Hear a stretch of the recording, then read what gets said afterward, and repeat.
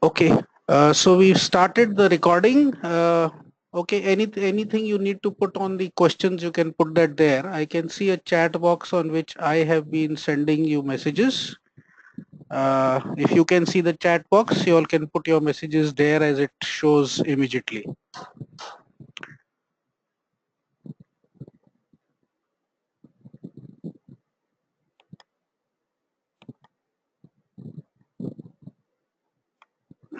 So that's my introduction.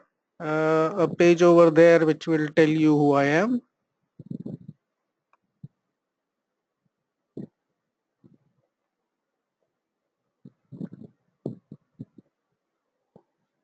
Right. So getting into the start of this course, marketing is a domain where everybody believes they know everything, and yet a lot of people need to still understand it. So I think what we'll achieve in these sessions of 4 to 5.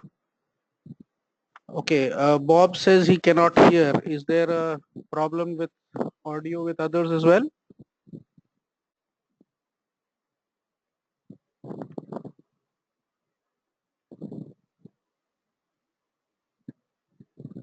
So Bob, there is some problem at your end.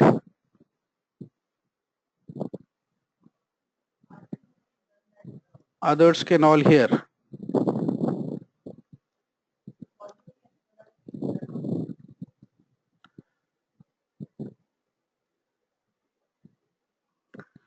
Okay, getting back to this. So what we're going to achieve in this course is that we'll try to break some of the myths of marketing. We'll also understand all the basic concepts. And by the end of the course, you should be able to explain anything in the marketing domain with your own thought process. That's what I intend to achieve in the next 4 weeks. Next 3 weeks, 4 Saturdays. Second is how is it structured? So I go a step at a time and every concept will be taken up chronologically. You do not need to read any of the reading material that I have put there. There is a lot of material available on marketing, but you feel like reading it, you read it. You don't feel like reading it, don't read it. It will have no impact on the course. My expectation from the course is you just follow what I tell you and what I ask you to do, and be interactive whenever you have doubts, because I'm sure you will have a lot of questions as well. So I will take time out after every 3-4 slides and ask you questions, and then I will answer them in one shot. Okay. Other than this, anybody wants to suggest anything before we start?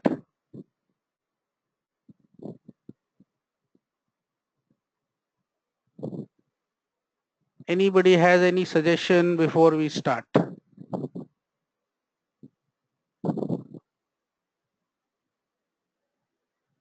If you all can see the chat box, I'll prefer you put your comments there so that I don't need to open the question box every time and see what you've written there.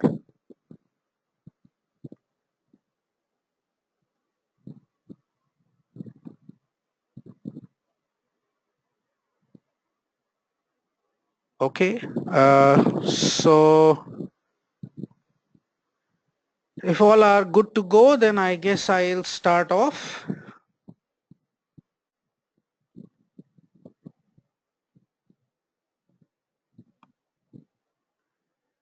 So in this particular presentation, we are going to cover three things. That is the basic marketing model. We are going to cover the 4 P's of model of marketing, which is what everybody talks about, the marketing mix, and how it is to be explained in the contemporary world that we live in. And then we'll have an important model which is called the net customer delivered model, which will also explain a lot of answers to you about marketing. So this is what we'll cover in our 2-hour session today. there is going to be an individual assignment at the end of each session. So you have 3 individual assignments to do. And then we have a group case study, or which can be done individually or in a group. It's all there configured on your LMS and you can see that. The only ground rule that I can suggest to everyone is that you will need to enjoy this course if you want to learn something, because there's enough work to do and you won't be able to do all that till you are feeling good about it. Okay, so just stay on track with what I tell you to do, and that much will be enough to get you through this course. Rest you can keep reading things, answering questions, asking questions whenever you like. We had run WhatsApp groups in the past, and for some reason, I think because the numbers became very, very large, we discontinued those groups. But my number is there. If any of y'all want to take the initiative to make an informal group and include me, you're most welcome. And I can keep giving you tips and answers to many questions that you will keep getting during these 3-4 weeks. And I'm sure when you look at various ads and various things around and relate it with what I would cover in these sessions, you will have a lot more questions.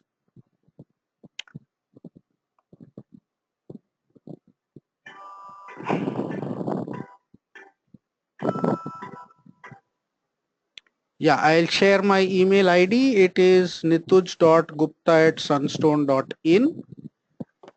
I'll write it down here in the chat box.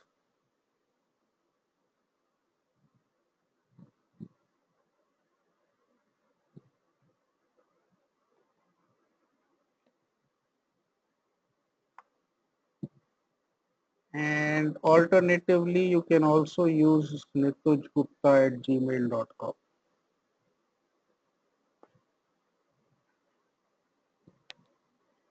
So these are the email IDs that can be used.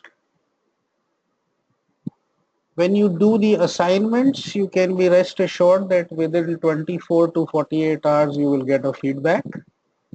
And if you do the assignments in time, then the feedback will help you understand those concepts before we move on to the next concept in the following week.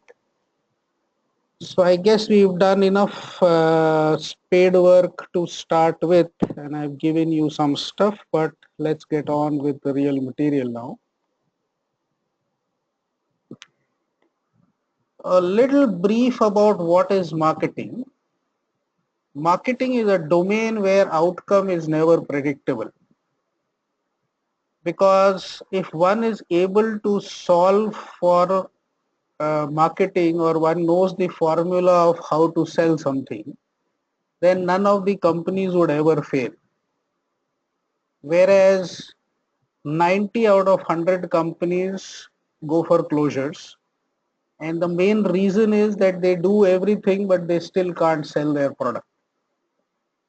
So the corollary to this same thing is that marketing does not have anything right or anything wrong.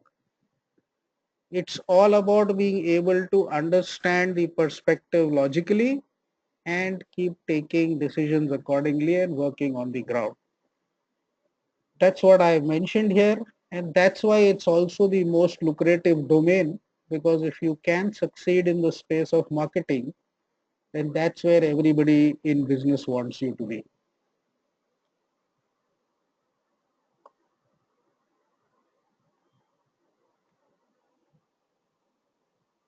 So we will learn a few things here before we go to the key concepts at the end, which is the customer acquisition cost and customer lifetime value. So let's just get starting with the basic marketing model, keeping it very, very simple. What you can see on this slide is that for any marketing model to exist, you have sellers and you have buyers. The sellers give something to the buyer which is called a market offering, and assuming that you don't have uh, any barter system in place right now, then the buyer gives back to the seller a money in lieu of the market offering. Now, the seller gives the buyers some information about what they are selling, which we can call as communication or advertising or promotion or whatever. And the buyers give to the sellers a feedback on their market offering, and that's how the loop is closed. Now for some questions. Anybody has any question on this so far?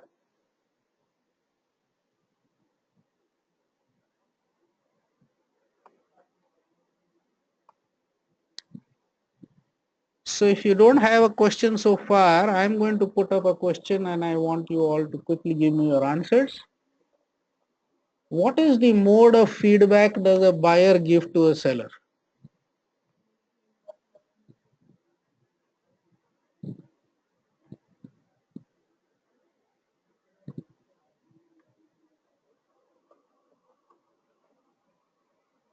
Okay. So you can see the answers there, survey, money, repeat sale, question ads, ratings, by buying or consuming or not buying the product, which is again sales.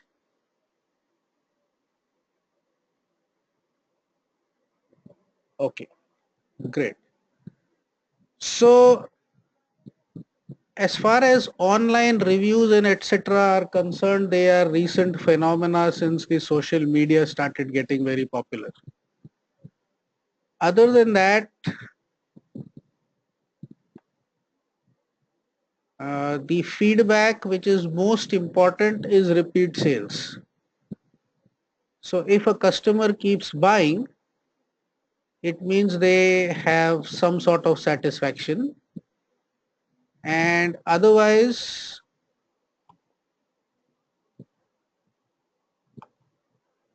we can say that if they go, that means they are not satisfied. So with this comes another query. Do you like a buyer to continuously talk to you, or you like a buyer who doesn't talk to you? I'll repeat my question. Do you want a buyer to talk to you continuously, or you want someone who doesn't talk to you? Okay. So everybody says they want someone to talk continuously. And what is that buyer going to talk about if he keeps talking continuously?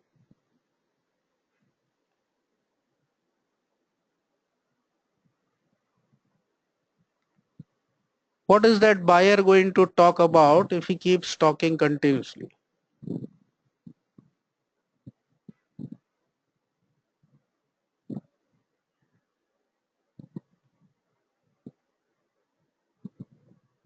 Yes.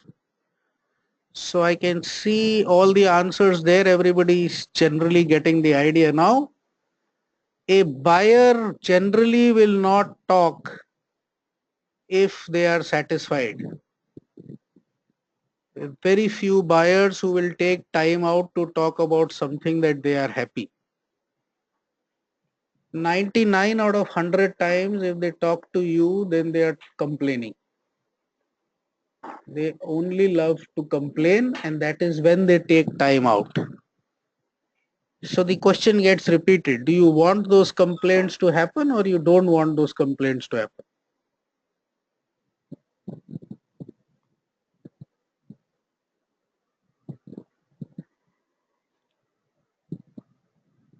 Okay. So that is where I would digress, and that is where you will need to break the first myth of marketing. That is, you want continuously talking customers, which is true. You are also aware that continuously talking customers are likely to be talking of only things which are not very great. and yet you want that talk to keep happening. The reason for that is that someone who's talking to you still has an interest in you. There is still a belief and they still think that you're the best choice available. Someone who stops talking to you doesn't even have interest in you. And then getting the fellow back if he leaves once is almost impossible. So you want people to talk, and obviously they're not going to talk too well. A very easy way of understanding this: how many of you know Hindi here?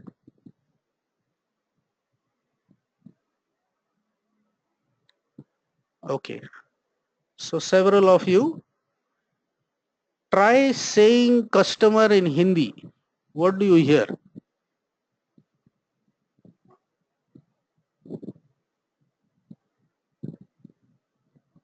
You're giving me the literal meaning, grahak. I'm just saying say customer in Hindi.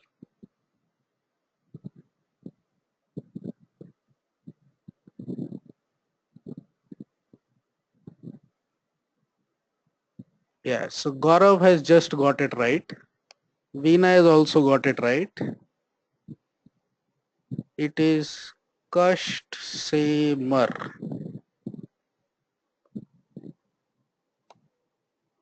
And that is going to answer a lot of questions. So Bob didn't understand that. Bob, kasht se mar means die with pain.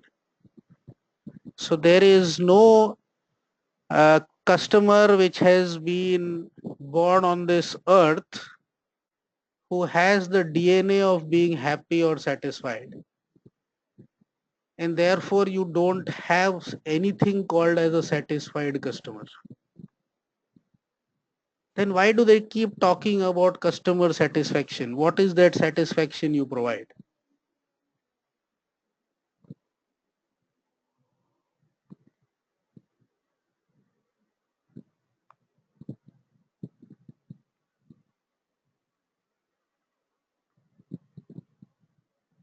What is that satisfaction that you provide?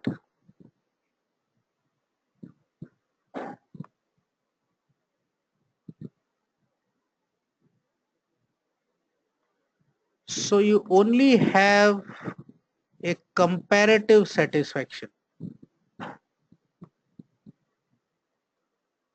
Okay? You only have a comparative satisfaction. What does that mean?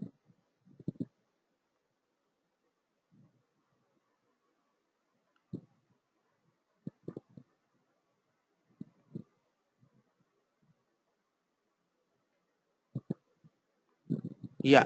So it's always with relation to a competitor.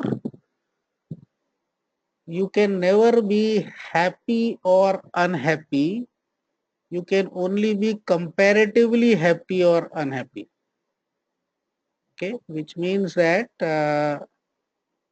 every customer is always looking at what are the choices between competitors, and whatever they think is worthwhile for them, they will keep taking that, but they are never happy otherwise. So if it's a monopoly, nobody can be happy. They're only comparatively happy with others. I'll give you another simple example. You all use mobile phones and you all have to pay a monthly bill. How happily do you pay that bill?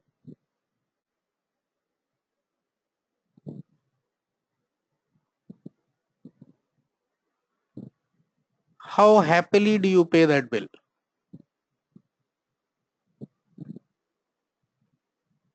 Yeah.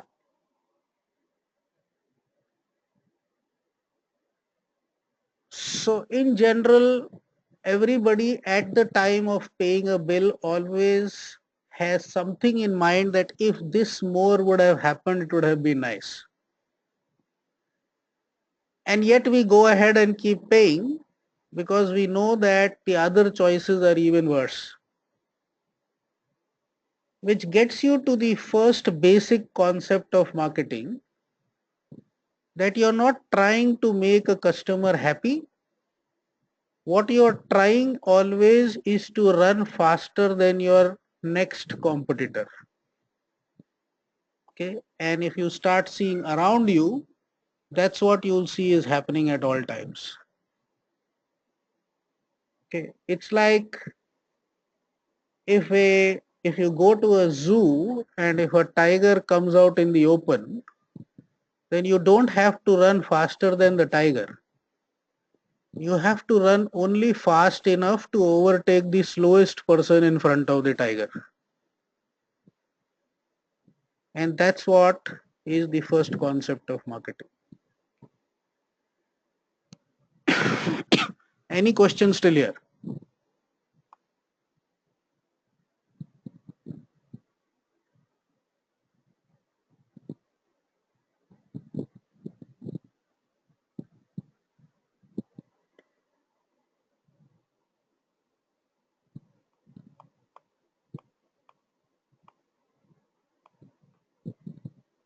So there is a question, what about innovative sellers? Okay. So when you come to innovative sellers, there is a concept which we call about blue oceans and red oceans. And what the new age business is trying to do is to change the business model of areas which have become cutthroat competition so that you can create a blue ocean. And the simple definition of a blue ocean is that it is an area which has abundant space because you're redefining a business model. So if you look at the e-commerce space or whatever, these in India are something which have been different. Olas, Ubers, all this, which eventually will become red oceans later on. Okay, so innovative sellers come in mostly in spaces which have already got a very high saturation level otherwise, and unless they do something different, they're not going to get in. But it relates to this area as well, that they're doing different because they're going to be given something which is comparatively more satisfying than what the buyers are used to achieving so far. It is also a little risky because innovative sellers are asking customers to change certain buying behaviors, and that is not always very easy. It takes a little more time. Gaurav says, I don't agree with this because that is not enough to be in business. Gaurav, I won't debate with you at this point of time, but yes, as we move along on all the other concepts, maybe we'll come back to this and see whether you agree or not. In marketing, it is always open to discuss and to debate because as I started with it, there is nothing which is completely right or wrong. Nowadays, there is a lot of emphasis on customer experience and customer satisfaction. Yes, there is. And before we finish the end of this presentation today, you will understand which is that space which creates that difference, what is that parameter, and for that we'll get on to the net customer delivered value and we'll understand it there. Uh, in this case, where you have no competition, how do you have comparative satisfaction? So that's what I was telling you in the beginning, that wherever you have a monopoly, even over there people are not very happy, and you have situations like that. You have the railways, which is a monopoly, and everybody would like competition to come in. Then you have situations like the earlier MTNLs and all that were in a monopoly, and once the private players came in, the whole landscape of telecom changed. You have the electricity departments today which are in a monopoly, and you don't find too many happy customers when there is a complete monopoly because they have no choice, so they are there. And generally, when a choice is opened in a monopoly situation, you will find a lot of players wanting to enter that business because a lot of customers would like to see what the competition has to offer. Is all feedback useful from customer? That's an excellent question you asked, and that was the next point that I was going to raise. The feedback with respect to repeat sales is an important parameter, which is a silent feedback. The other feedback, which is with respect to people only talking to you, has nothing to do with the content of the feedback. What it has to do with is the fact that someone is at least willing to talk to you, and that's why you're listening. And maybe what I'm saying is a little difficult to understand, but I'll give you adequate examples to explain it as well. By the way, the screen shows a hand. I am clicking to see whose hands is raised, but I'm not getting anything specific. Is there some place I have to see where someone's question is unanswered? There are two hands raised of Kamal Mehta and Meenu Sachdev. Is there any question I have missed?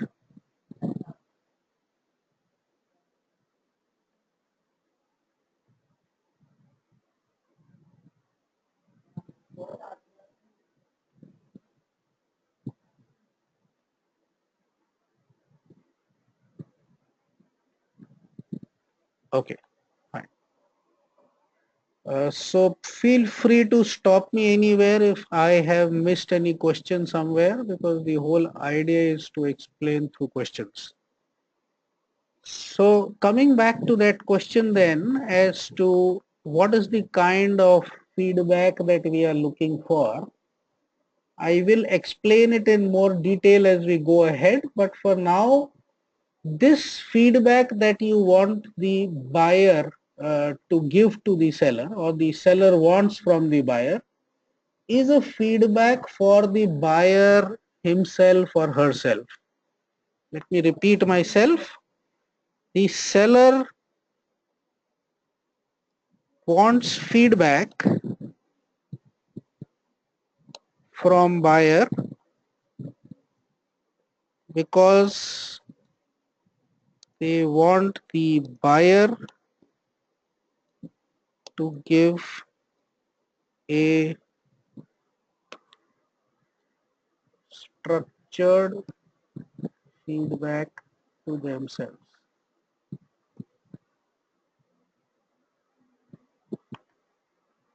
So if you have read that sentence that I've just put up, is it making sense? Have you been able to understand what I'm saying? Why do we want the buyer to give a feedback to themselves? Okay. So what is structured feedback? Okay. If someone asks you about today's session, what is the way you're going to give the feedback?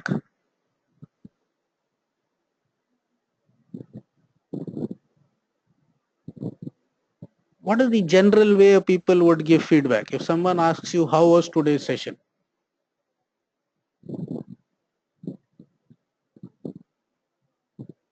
Yeah. So the general feedback will be very, very unstructured. It will be good, bad, ugly. Okay. Now, if you found the session not enjoyable, whatever parameter I give you in the feedback, the chances that the number in all of those parameters will be bad. Most people will not even read all the questions. If they find a bad feedback, or if they're not happy, if you go to a restaurant and you're not happy over there, then you will say bad for every point. Even if the fellow has been on time, even if your bill has been on time, you will say everything was very bad. Okay. So whether the session starts on time, ends on time, all those questions will become irrelevant. Most feedback are always in goods and bads. So sellers want buyers to start thinking on each parameter, and that is when thought processes change. So when someone says that give a little more thought to each parameter that you're writing there, then a person will say, okay, the food was bad, but at least the waiters were courteous, or the ambience was good, the cleanliness was good, or as someone said in this, maybe the session was bad, but okay, we got at least something, some content which was worth it. There were some things that I learned. So when you make someone think beyond the general expectation of bad or good, you are able to make that fellow look at more objectively some of the good and bad points. And that is the whole idea of a structured feedback. When people give you questionnaires and all that, they are not very much interested in all the answers. They do get some insights from that, but the insights are not very great. As I told you, you don't have anything like a satisfied customer.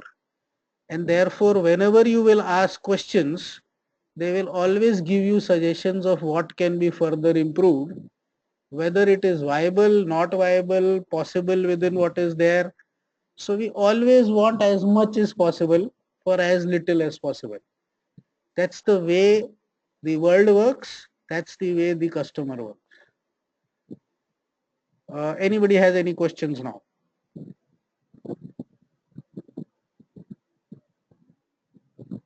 Yes, so I think you've put it right, Ashwini. Customers usually give feedback based on emotion, not logic. That's a very good way of putting it. And I think I will be able to use it in my sessions ahead. How many of you feel that this is what has happened if you start recollecting places where you have given feedback? How many times has the feedback been logical and how many times has it been emotional? My guess is 90% of the time you will come back with an emotional feedback. There are very few instances where you will give a logical feedback. In fact, you're mostly giving a feedback when you are very angry or you are very happy, and therefore it's very emotional. Structurally looking at a feedback and giving that feedback is something that generally doesn't happen very easily.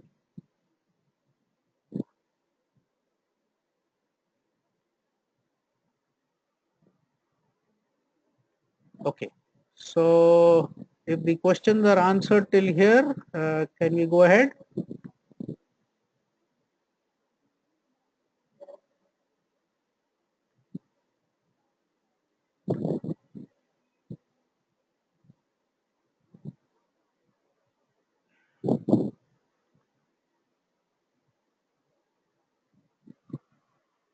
Okay, let me see if I have missed anything.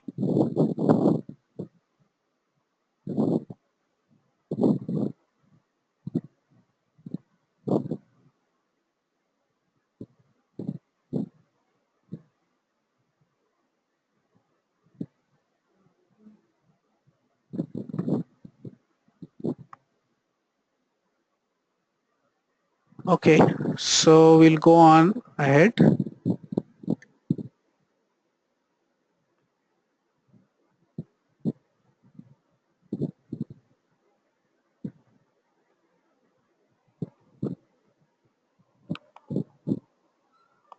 So I'm showing you some pictures here which should explain the basic marketing model to you a little more clearly.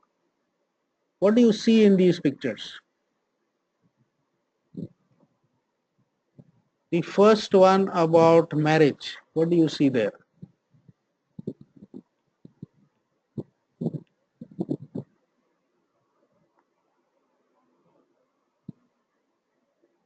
Yeah.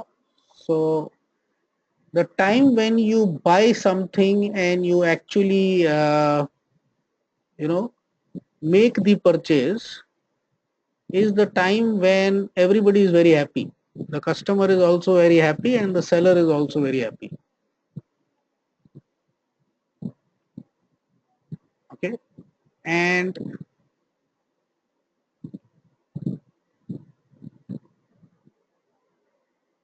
somewhere toggling between that questions thing and the chat thing is eating away my time. Okay, anyway, the second one, what do you see there? The man has earphones.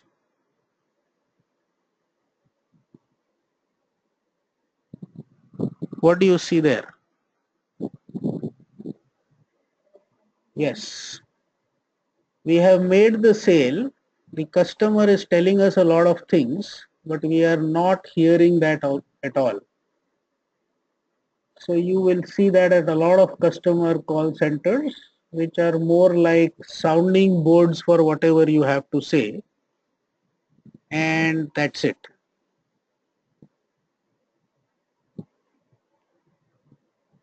What's the third one?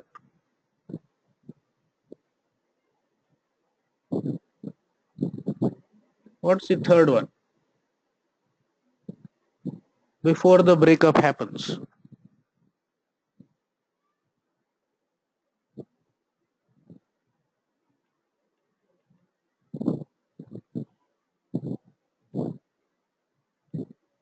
So when the customer gets silent is when you start chasing that customer and start asking things, but now that fellow is not interested. And again, you will have seen that a lot of times. When you're complaining, the service provider is not talking to you.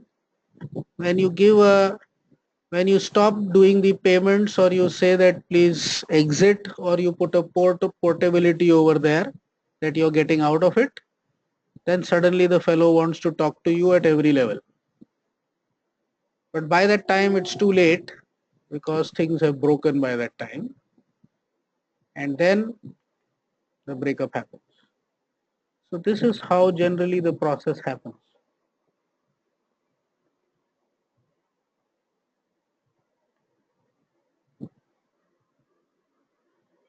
So keep listening, and that's what the marketing model is telling you.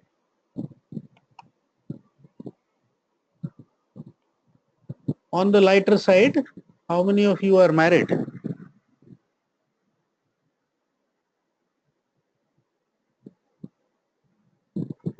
A lot of you.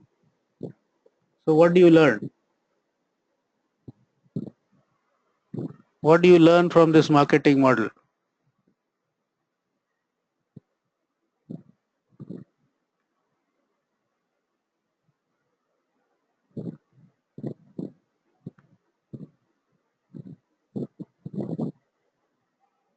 You're always in a happier situation when someone's talking to you. And when they are talking, it's not always going to be good, but it's still a happy situation rather than when someone gets silent.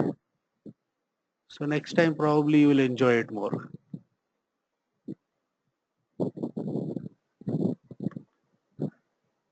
Okay. So if there are no questions, we can go on to the next one. What is our basic problem to solve here then? In marketing, we are looking at having a legally profitable organization with comparatively happy or satisfied customers. So I've used two questions here or 2 points here. I've explained comparatively happy or satisfied customers, but I've still used two more words, which is legal and profitable. And legal may not have so many debates, but profitable definitely has a lot of debate in the current scenario. So let's talk about that a little bit. Uh, why do we want legal?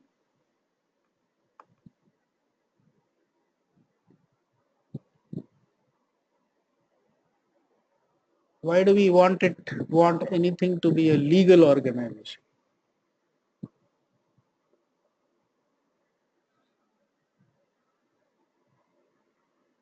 No comments?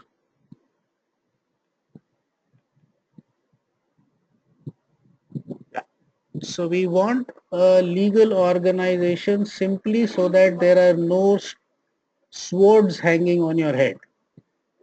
And especially in India, you would have seen there are a lot of people in the business world who have almost become synonymous with doing whatever it takes to run the business, even if it's illegal, and especially cheating on taxes is a very, very acceptable norm. And yet you'll find a lot of people, when they get caught on the wrong foot, what happens to them? So you have the Vijay Malyas and the Subrata Roy and the A. Raja and the Satyam fellow. Whenever you get caught, however big you may be, you're in trouble. So no point doing a business if you're not trying to be legal. And if you are moving into a domain which where you're going to have a run with the law, then you have to be prepared for that.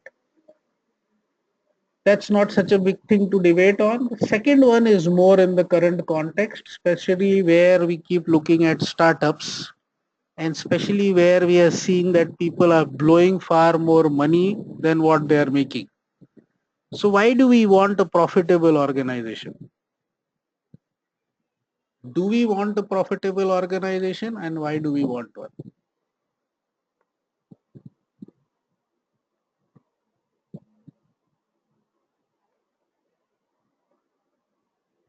So the basic reason why anybody wants to go into business is basically to have a profitable, sustainable organization where every stakeholder is happy to be a part of that.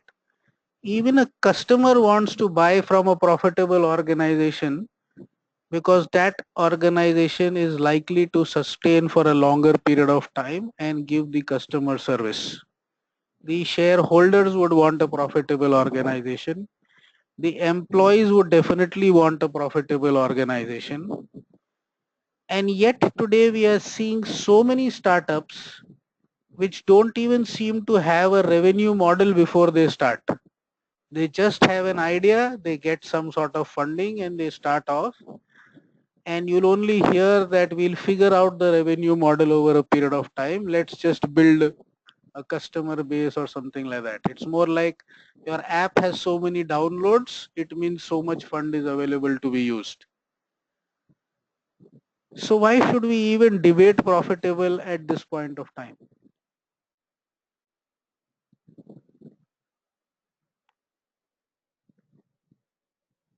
Is it still important in the current scenario to have a profitable organization?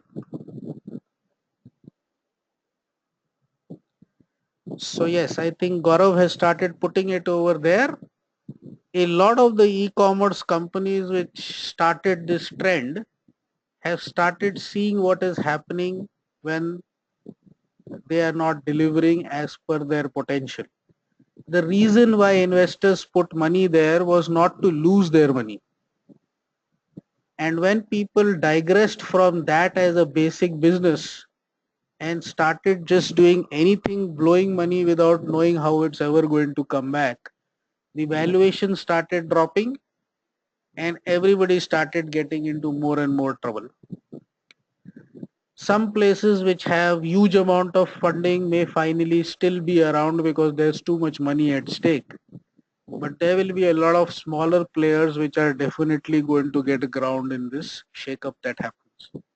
So whenever you get into business, it's always better to be legal as well as profitable. And this is the kind of problem statement which a marketing person should have at hand. We have a legal, profitable organization with comparatively happy or satisfied customers. Any questions so far?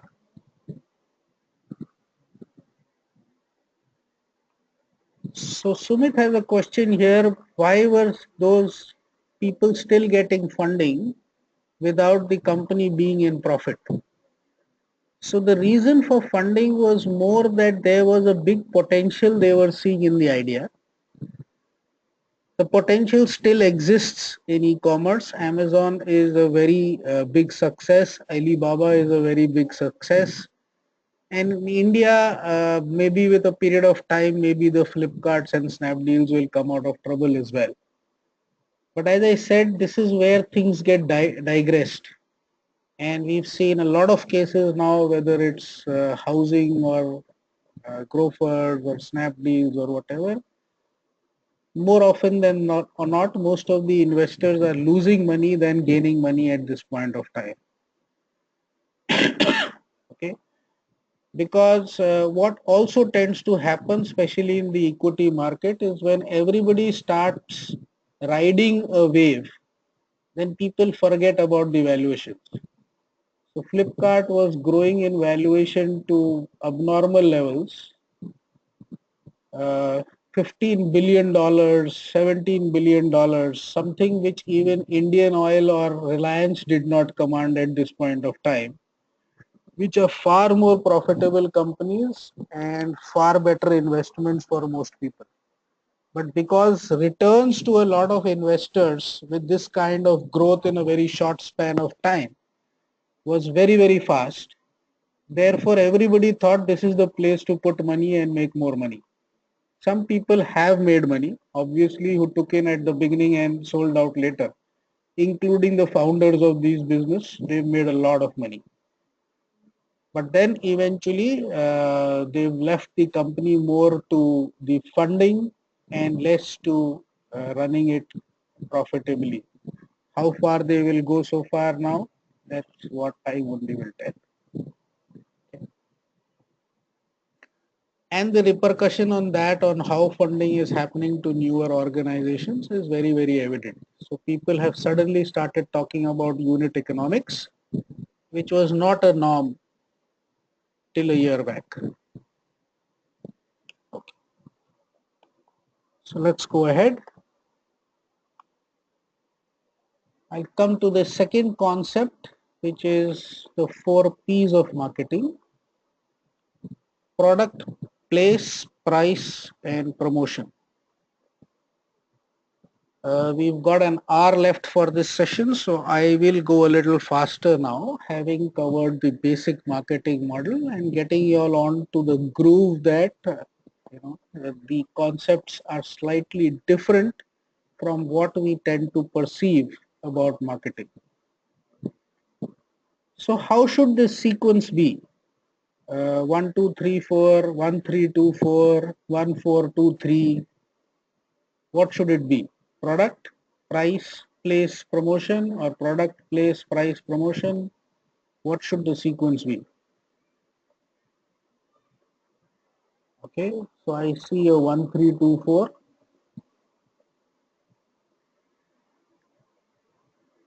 I see a 1, 2, 4, 3.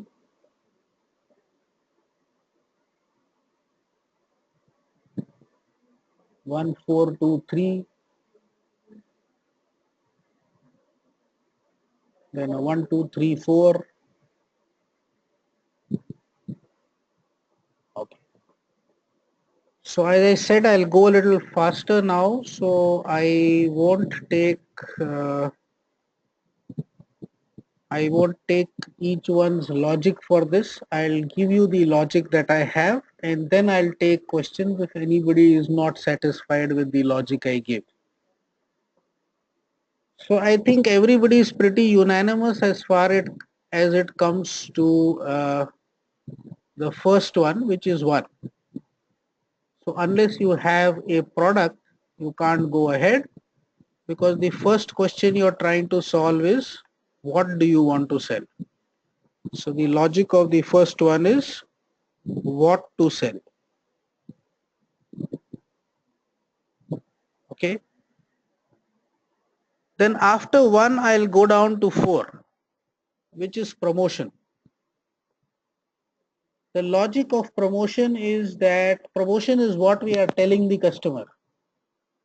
And what we are telling the customer is about the top 3, which is what are we selling, how much are we selling it for, and where is it going to be available to you if you want to buy it. Okay.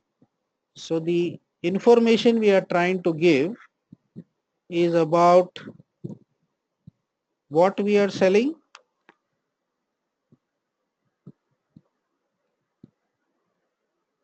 how much do you need to pay,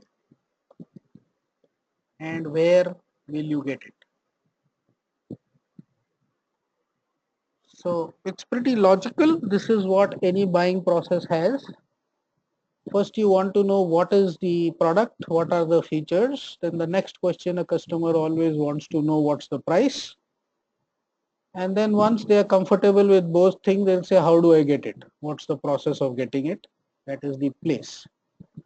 So 1, 3, 2, 4 is the most logical sequence. And most of you have written 1, 3, 2, 4. At the same time, 3 and 2 is interchangeable at many situations. The reason I say that is after you have found out the product, then many times the place is a condition you have to abide by. So there is a geography beyond which you cannot go. There can also be a particular location because you have space over there. And therefore, in some cases, place takes precedence over the price and you price it according to where you are selling. But generally, it is 1, 3, 2, 4. So product, price, place, promotion.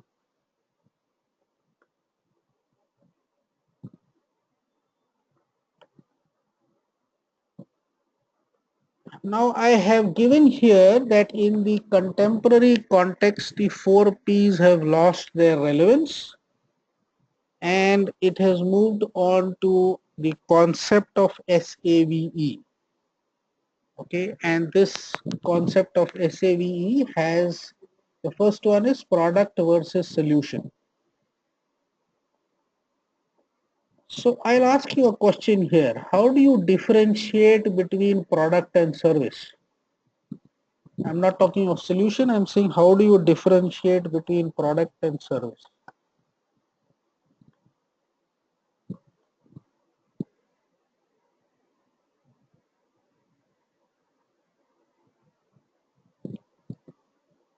There is a question from Sumit which I'll take first.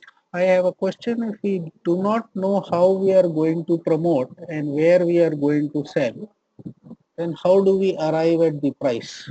Okay.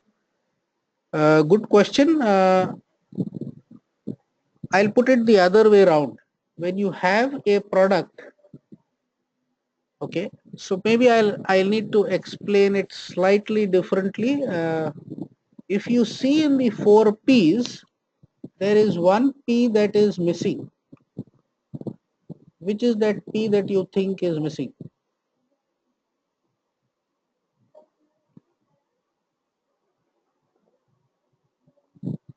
Which is the P that you think is missing? Yes, people. So obviously anybody who's there in marketing will say that if there is a marketing mix, then you are talking about customer all the time. And where is the customer in these 4 Ps? The reason Kotler did not put that P of the customer is because that P is part of all the 4 Ps.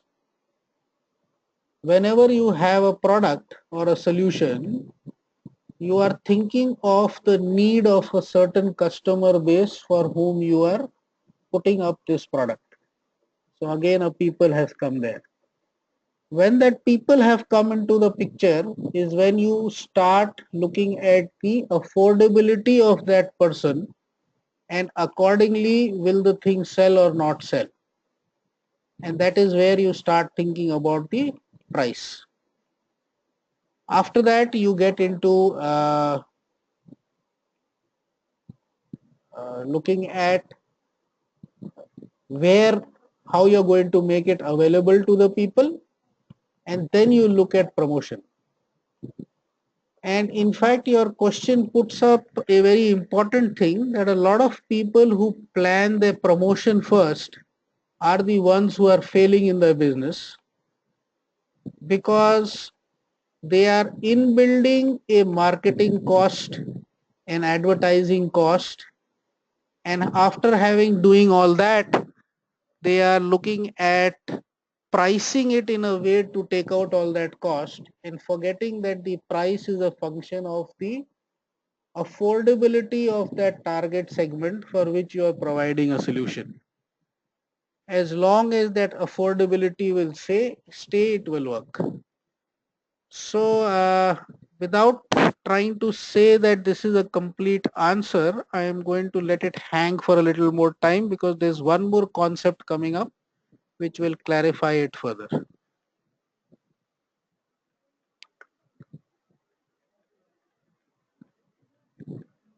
Okay. Uh, so, product, price, place, promotion. The question I asked next was, how do you differentiate between product and service?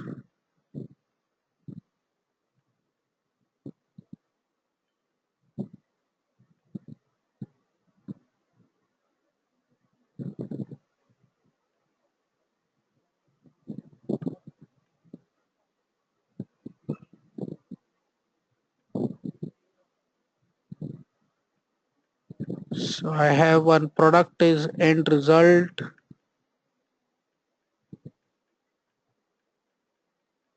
What else? How do you differentiate between product and service?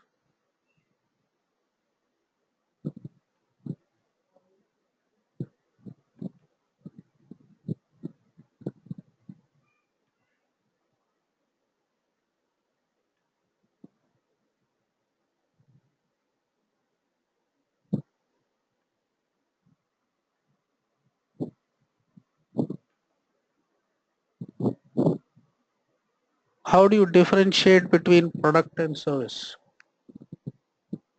I think I'm not getting all the questions here.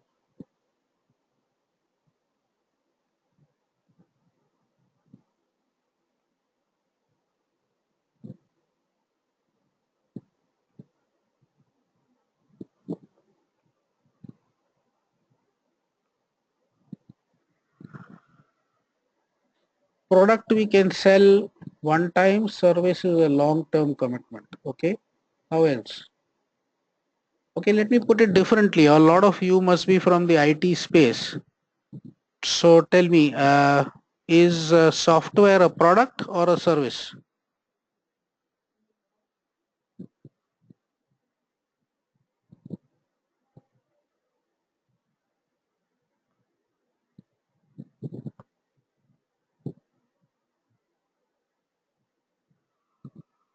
Is software a product or a service?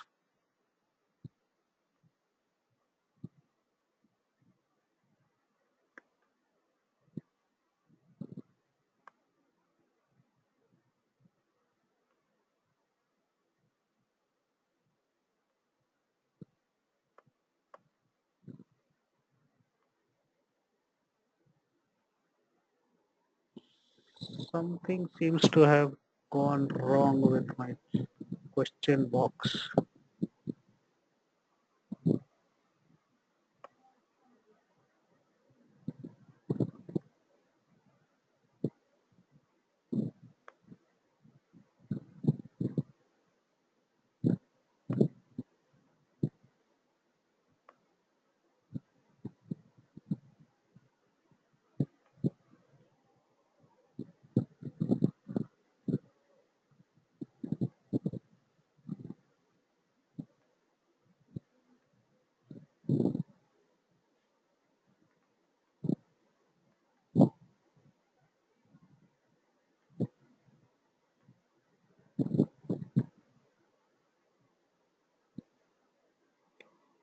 Okay, companies like Infi are product service providers.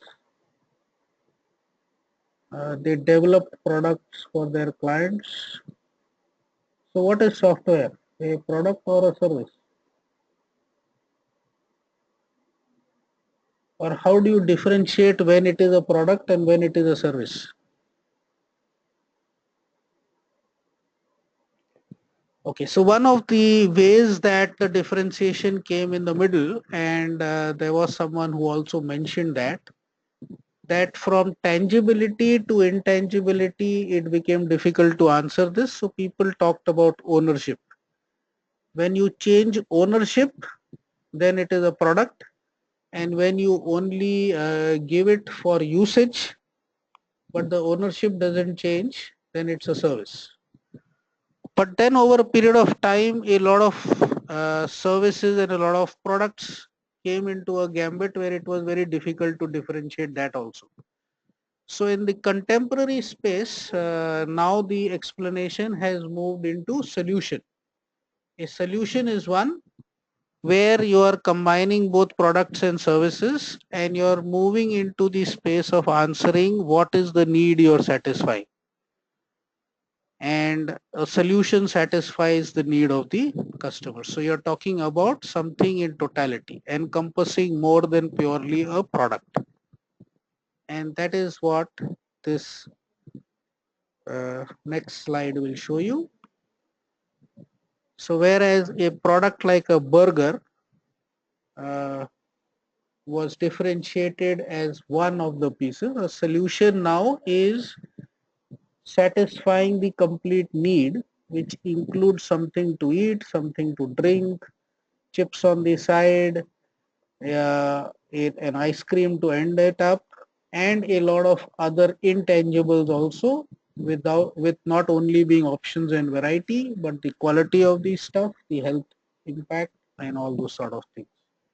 So product is giving way to solution.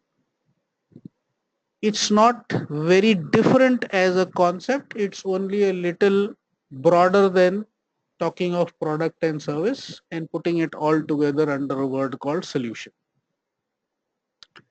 Let's go to the next one, which is place versus access. Again, something which is pretty easy to understand, especially when we are looking at the e-commerce space. So rather than saying a physical place where one can go to, we are now simply talking about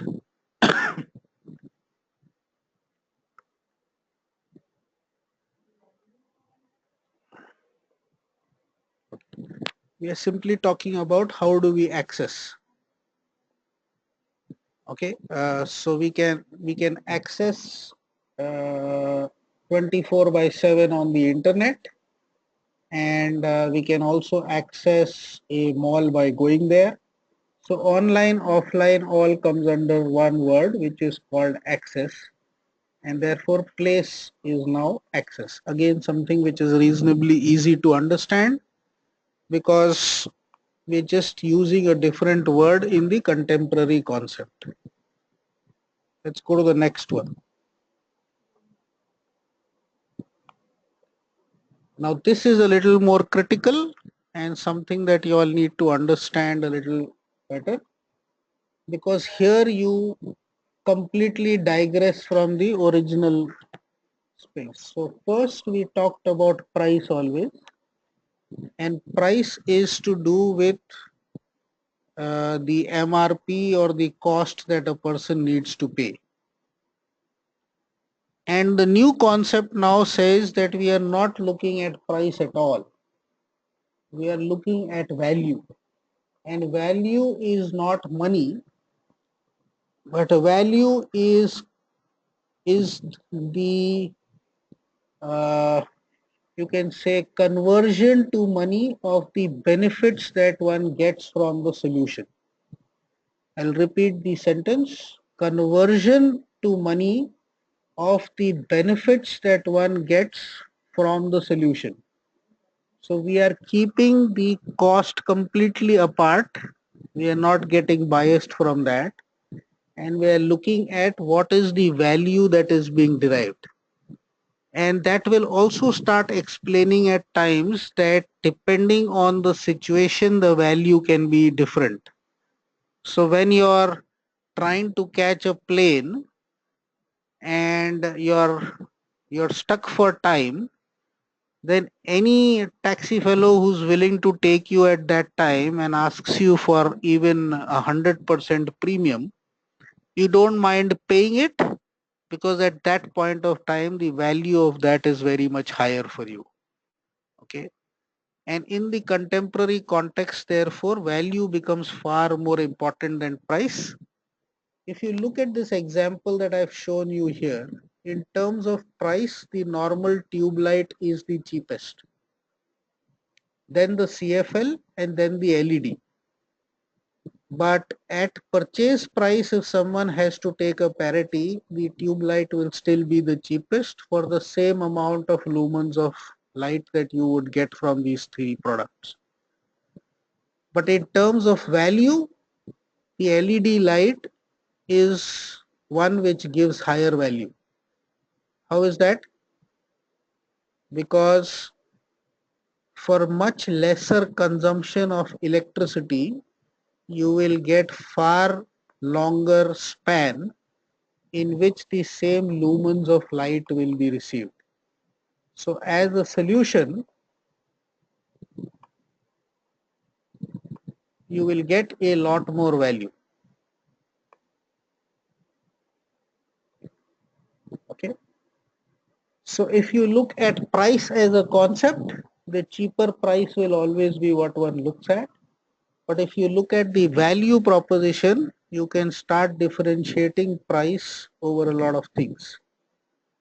Okay, and value will be perceived and understood differently. For example, within these three products, if you had to put a light at a place which is being used very sparingly, what should you be buying there?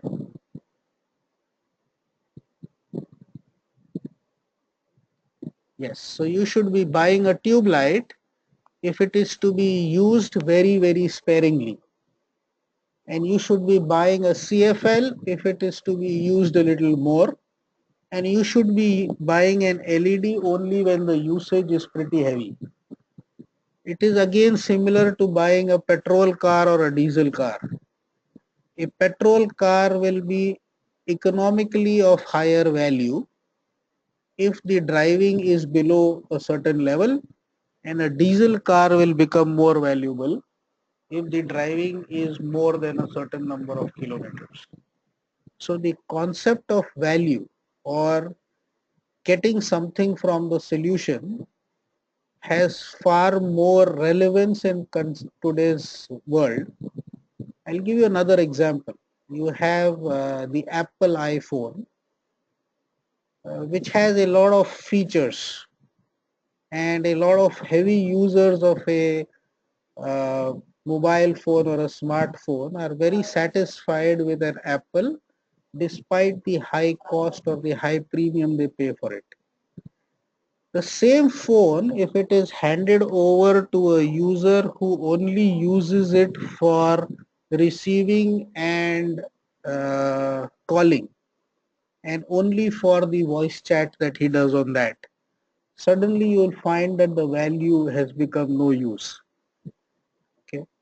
So the value is only derived when all the features are used and one can find value in that. That is a concept which has to be understood a lot more today, and one has to differentiate simply from price. Uh, a question that I get here is, does it mean that value will get higher profits? It's better to say that value proposition is a win-win for the customer and the seller. So if at a lower manufacturing cost you are able to provide much higher value to the customer, then the price that you are charging gets justified, and probably even at very higher margins. Okay, and that will also explain to you why Apple, with such huge margins, still has a far more customer loyal base compared to many other products which have far much lower margins, because their focus is on the value provided to their target user. Okay, it will make a little more sense as we get into the next concept, but this is what you need to understand as of now. Any questions still here?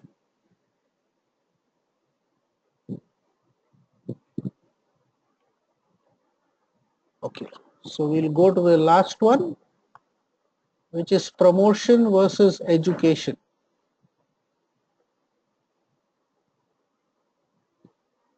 Can we measure customer value derived?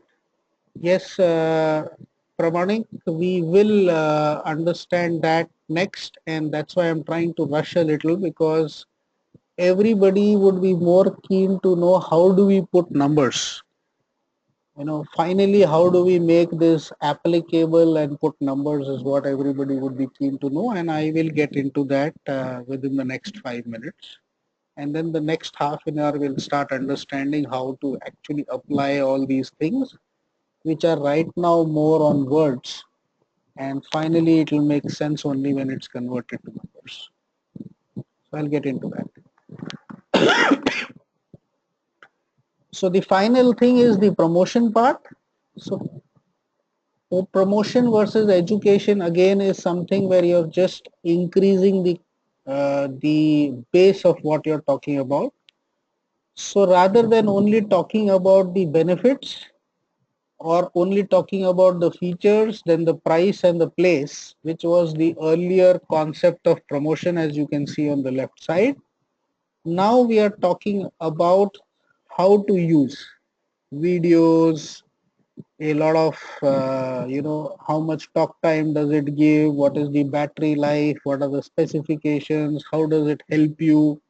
You have customized plans nowadays in the telecom space. Okay, you have the real estate talking about the location, the proximity to schools, and so everybody is talking about the solution and how can you derive maximum value, which will come from the education about the product rather than simply talking about its features. Good question. How Patanjali is eating up uh, market share of big FMCG companies? Yeah. So I think, Gaurav, that's a good point that you've raised here. And they are defying a lot of MNCs in the traditional approaches of marketing. And they are actually focusing on the basics. And when we take up the next model, a lot of what Patanjali has done will be explained there. They've gone into the real basics of marketing, not defied anything. And rather than getting only into the glamour side of things, they've done certain things which are just what should have been done and what is right. So it's about value and education, right? So you are educating because you want people to derive more value. And Patanjali is one of the classic examples where people have started perceiving the value from the products they buy and not just comparing it on price. And that is happening by the education about the product, and not just that we have a product in a new packing, in a good looking packing and all that sort of stuff. So any questions so far? Otherwise we'll start getting more of numbers. In fact, from now on for the next 3 weeks, you will be seeing more numbers, and you would even start saying that this course should be renamed as mathematics of marketing rather than just concepts of marketing.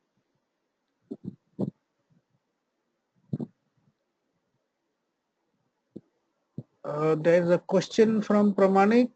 We have user conferences. Yeah, so it comes under customer education part, where you have user conferences now. Even in Sunstone, you have had a webinar which tends to first tell you what is the value that you can be derived by educating you of what all you can expect. And those things have become far easier to do nowadays with technology. So going ahead now, let's get into the net customer delivered value. Uh, and it's pretty easy to say therefore that whichever product which will have a higher NCDV with respect to its competitor is likely to sell more, to that particular target audience where it is operating. Okay. So we are now talking about two columns here. One is the total customer value and one is total customer cost. So what is total customer cost and what is total customer value?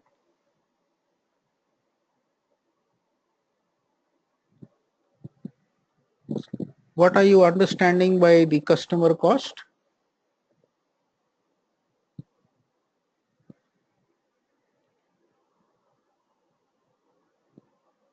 Any comments there? What are we understanding by customer cost?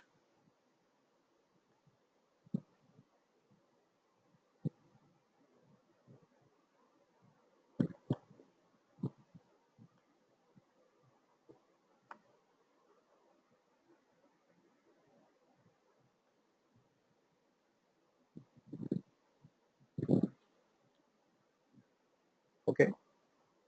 So customer costs are whatever is the cost that is incurred by the customer in terms of monetary cost, in terms of time, in terms of energy, and as someone has already put here, the mental cost or the psychic cost.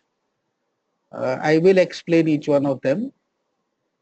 Then you've put over there that value is mostly intangible, and therefore the biggest challenge here is how do you convert that intangible value into a tangible figure. And once you are able to do that well, then you can start applying this model and trying to see where is the areas of focus so that you can sell more to your target customer. So let's go by the cost first. Monetary cost is pretty simple. What is the monetary cost? What is the monetary cost? Yes. So this is the price, the money spent, the money given, the money may be given in terms of the MRP, the money can be given in terms of the discounted price. So whatever finally you pay to get the ownership or you get the right to use that service, that is the monetary cost. Pretty simple figure to put, and therefore whenever you use this model, you can start with the first figure here, which is the monetary cost, because that is the uh, easiest figure to get, and as well as something which has no confusion at all. Okay, so that's the monetary cost. And in the 4Ps versus SAVE, the price is the monetary cost, whereas the value is the product value. Okay, let me repeat. In the 4Ps, the price is the monetary cost, whereas in the SAVE model, the value is the product value. Okay, I'll repeat it once again. That's a very important thing to remember. In the 4Ps, the price is the monetary cost, whereas in the SAVE model, the value is the product value. And we will understand now how we can come to a number for the product value as well.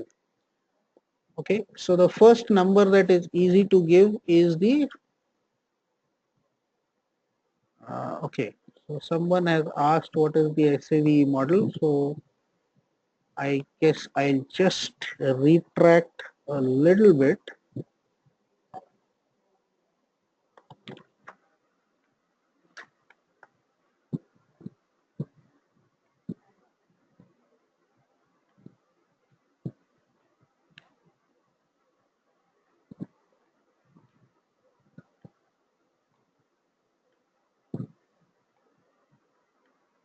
Okay, so 4P was product, place, price, promotion, and SAVE is solution, access, value, education. Okay,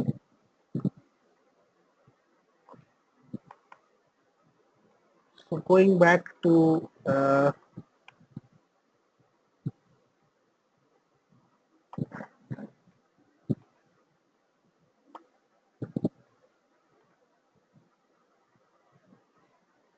Going back to the monetary cost, it is the price in terms of rupees, dollars, whatever that you pay for the product or the service. What is the time cost and how can you calculate a time cost? So in economics, you would have studied something called an opportunity cost. And many times when you can't calculate in other ways, the opportunity cost is the easiest thing to put, which means that in the time that you spent to get that product, in terms of going there, in terms of going online or whatever, in that time, what else could you have done, and what monetary value could you put for that? That's a time cost. For products like a buying a flat or buying some real estate, the time costs can become very, very heavy. So the more delay it is in the possession, the heavier the time cost, because you're paying probably an EMI and you're paying an interest and you're doing all those things. And that is why you start seeing now that a lot of real estate players are continuously educating you about the delivery time when they will deliver, or they are talking about the penalties that they are willing to pay if there is a late delivery. In fact, the new laws on real estate are also focusing more on the promised delivery time, because that is where the time cost becomes important. The third is the energy cost, which is related to time cost. Uh, okay, time cost, best fit example, how Meru lost market share to Uber and Ola. Uh, I guess you can put that, Gaurav, that getting a Meru taxi takes a lot more time than getting an Ola or Uber. But I'm not very sure that it is only because they have a different model. I think it's more because Ola and Uber have grown so much that they have so many taxis all around that you save on time cost because of that. Yes, the app could be one of the reasons that Meru has lost its market share faster. But anyway, we'll get into the whole model and we'll understand that definitely better. So that's time cost. Again, pretty easy to understand, and I hope everybody has understood how you put a monetary value to time cost. So you can even put things like or you take decisions like that a lot of times. So if you have to go and buy something, uh, locally, at even within your colony, at times you are willing to pay a premium because the time saved in going at a much further distance to buy is a time cost. Or a different example, if you have to even buy food products today, which is a pretty large part of today's budget, you can't go to the wholesale market because there is a huge time cost involved there, and you have to buy a lot of times from the local person, even if you know that they're charging a premium. So it gets justified. So that's the second one, which is the time cost, and you can put a monetary value to that. The third is energy cost, which is similar to time cost, which is the energy you spend on getting the product. If you're buying an insurance, the time that you spend to fill the forms. If you are buying a product online, the time that you spend in researching what product you want, uh, and the energy you spend in that research. Okay, so these are time and energy are something which move hand in hand. When you spend time on something, you're also spending some energy on it. I will come to how do you put the numbers all here, because I know that that is something that is going through the mind of most people. And believe me, it will be very easy when you put the numbers at the end. The last one is the psychic cost. Okay. And the psychic cost is the most important one here, because you're talking about the mental or the cost of decision making.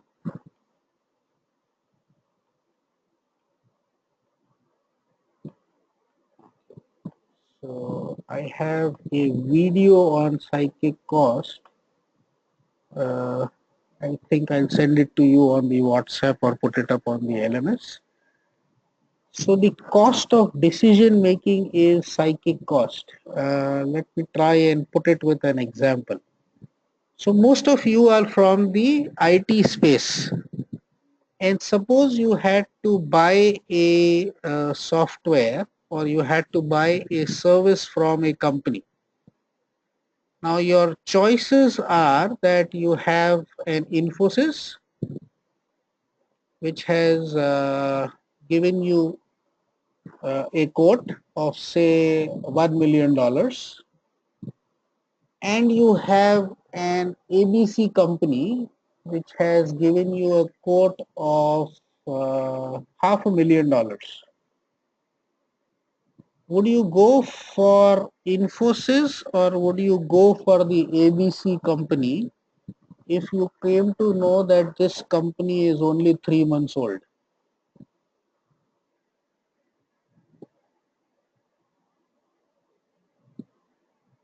Okay. So unanimously you will go for Infosys because you suddenly got information that the other company is 3 months old. Okay.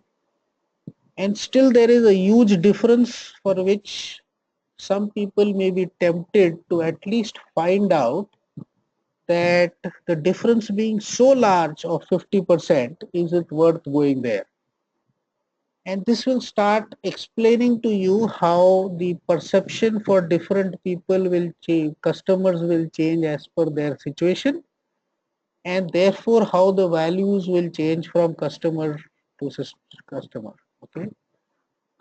So again, for many, if they can afford $1 million, probably they won't even call the other company, or they will have in their rules itself that a company which has been in existence for so long and has so much of financial strength and so on are only eligible to participate.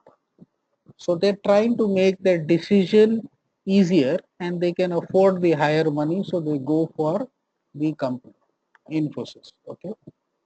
And that also explains why a lot of people with much lower costs in the same space are not being able to sell, because there is a huge psychic cost involved.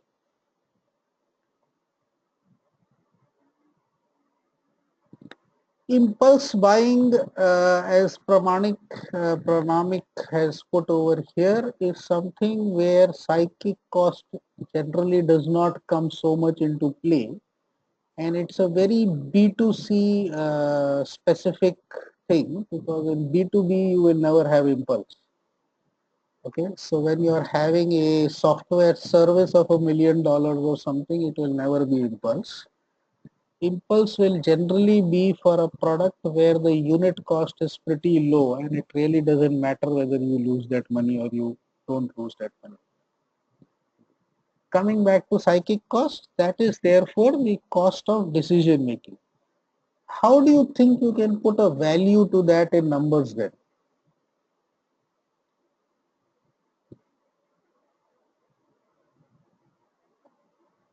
And I gave you that example of Infosys. How do you think you can put a value to that?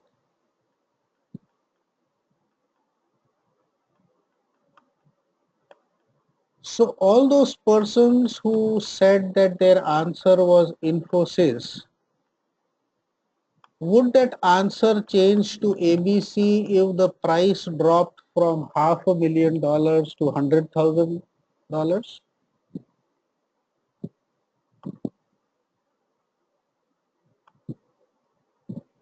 Okay, so like Ashwin is saying no, but Neil Kamal says maybe.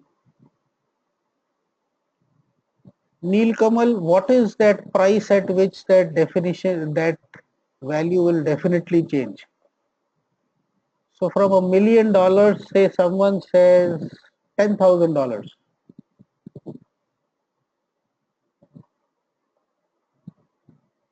Okay. So I think you start getting your answer now. Sometimes the psychic cost is even higher than the monetary cost. And therefore, even if that product is sold for free, then also it may not sell. And this is where a lot of people don't put logic into what they're doing. Okay, the psychic cost can be so high that it can be even more than the monetary cost. And as you see in this example, a lot of people will not even consider it.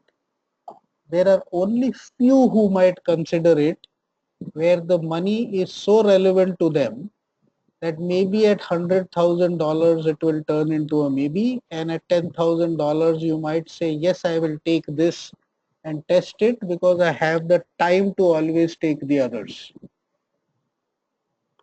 Then you had a couple of people who even at $500,000 difference says that the difference is very huge. Okay, Sumit said that even 500,000 is different. Nikhil said that even at $500,000 they are willing to change to ABC. So person to person, company to company, all these values will change. It is going to be person specific. And one way of putting a number to that psychic cost is how much the monetary cost can be dropped for you to change your decision in favor of the alternate brand. Any questions on this? Is it clear? Is it understood?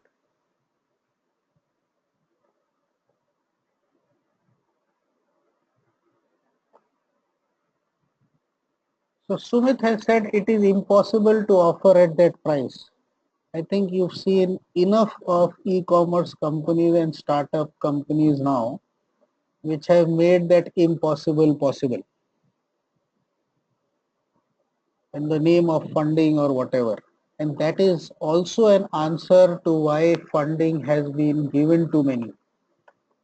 Because if you go into the logic of this model, you will understand that people have said as long as you can get people to try what you're doing, even by giving at zero cost or 1 rupee or whatever, once they get used to the new way of working and the behavioral change happens, then in future the potential exists. No investor puts money unless they have a reasonable feel that they're going to make a lot of money out of it. So they had their own logic, and this was the logic that we'll fund, we'll make people use. Once the behavioral change happens, then we'll get back all our money in much greater numbers. Okay, so that's psychic cost. Anybody has any question on this?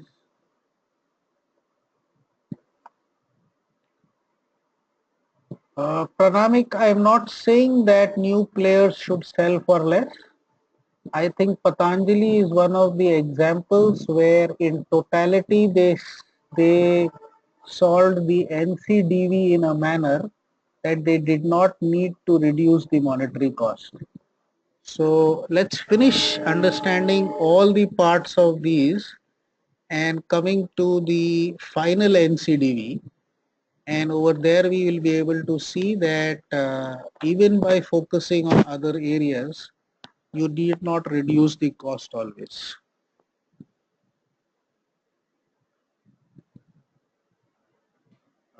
Does psychic cost set the customer satisfaction? So I don't think psychic cost has anything to do really with the customer satisfaction. The way I would answer that probably is that people who have been existing for far longer, in fact, this answer will come from image value. So when I come to image value, you'll understand that psychic cost and image value go hand in hand. Okay? So let me get into that and then I will take the question again if there is still a doubt. So should I proceed? Anybody has any doubt over here?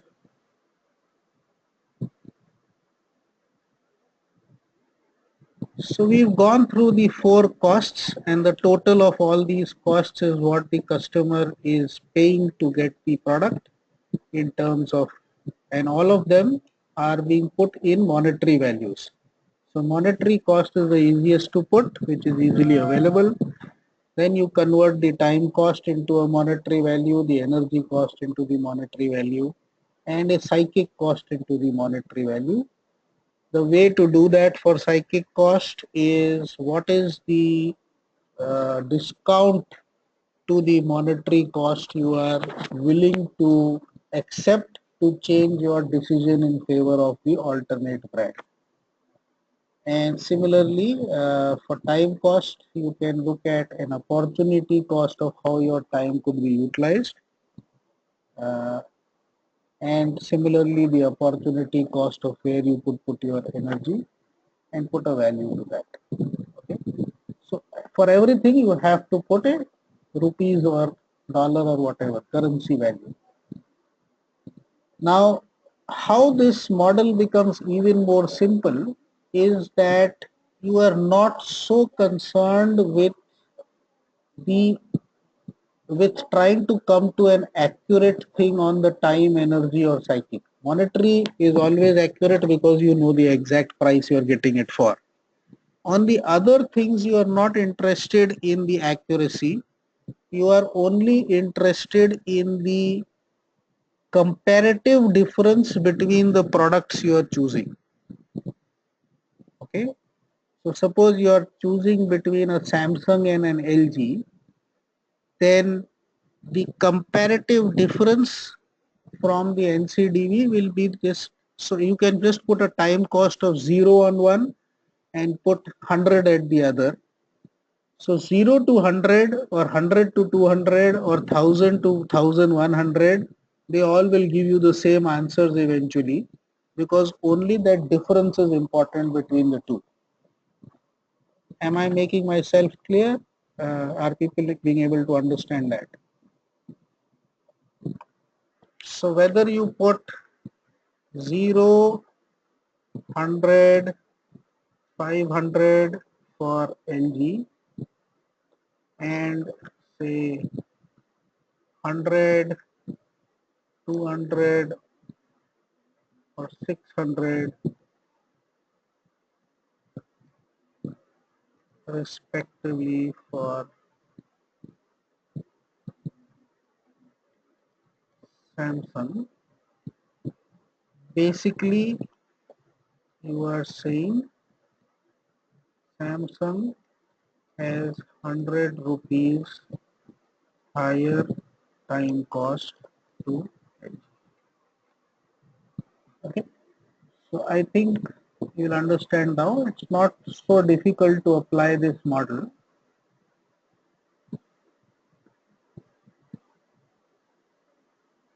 Yeah, I typed the numbers in the answer, which I assume you are being able to see the answer. I'm sending that to all.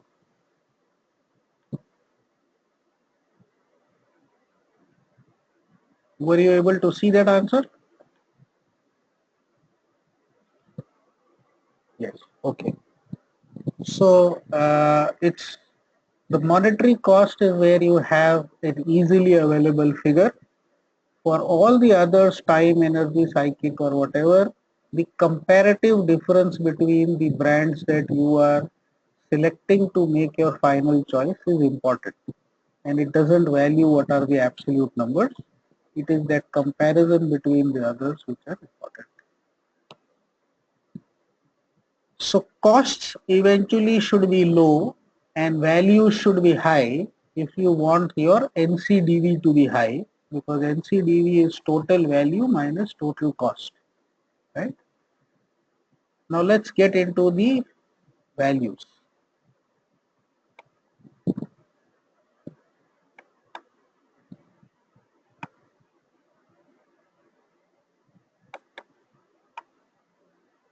How do you come to a product value?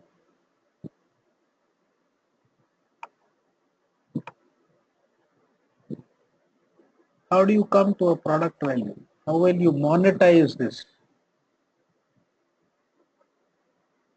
So what I would suggest here is always keep cost separate. It doesn't matter again whether the product value that you finally get is lesser or higher than the monetary cost. Because every time you're comparing products, and the difference is important, not the absolute values. You have one absolute value, which is the monetary cost, which forms a base for all the others. And then after that, all the other 7 parameters, only the comparative difference between those 7 parameters becomes important. Okay? That difference will either overcome the difference between the monetary costs of the different ones that are being compared, or it will not overcome. If it does not overcome, your choice is clear.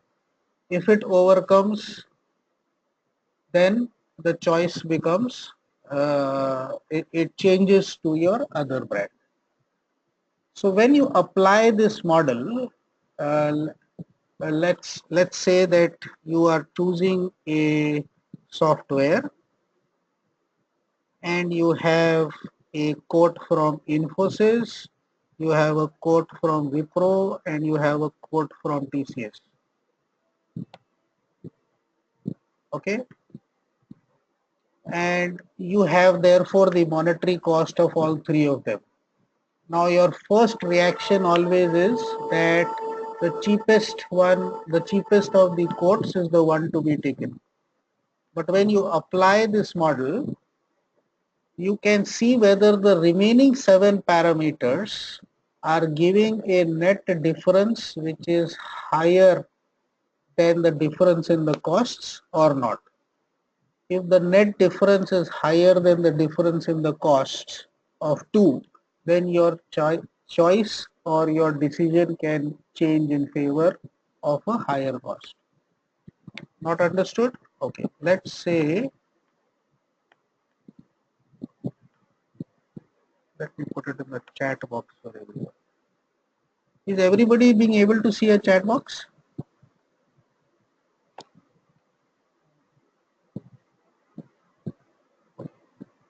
Let me open a Word document.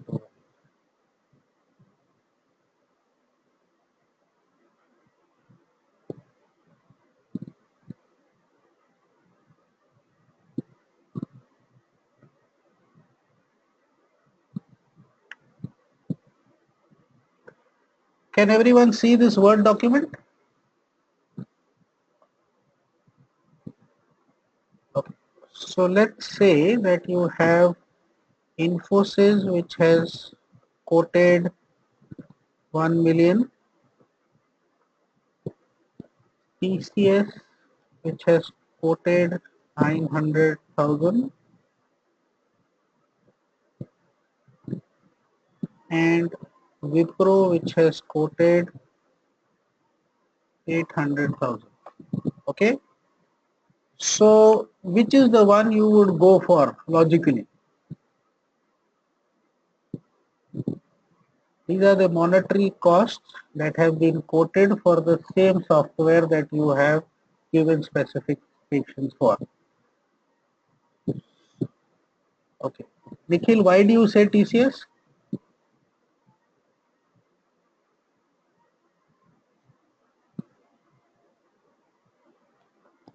Nikhil, why do you say TCS?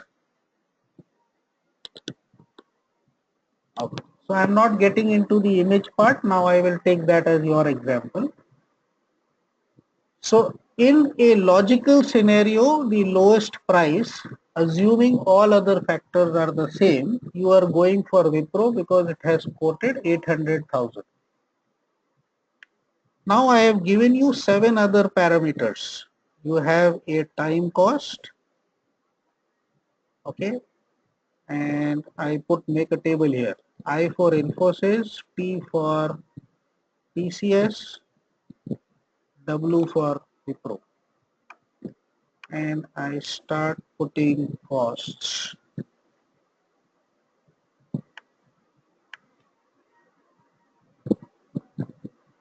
So let's say time cost for Infosys it is 0k, for TCS it is 5k, for Wipro it is 20k. When I put an energy cost,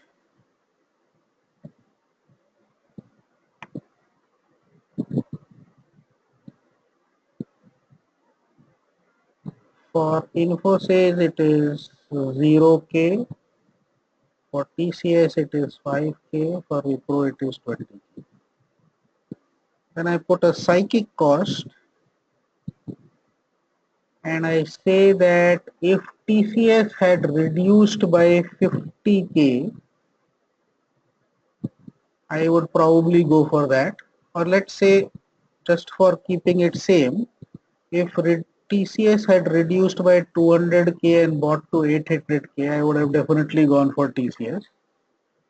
Similarly for Infosys, similarly for Wipro it could have been 100 and here it is the other way around. For Infosys it is 0, for TCS it is 100k, for Wipro it is 200k. So if I look at total cost now, for Infosys how much does it become?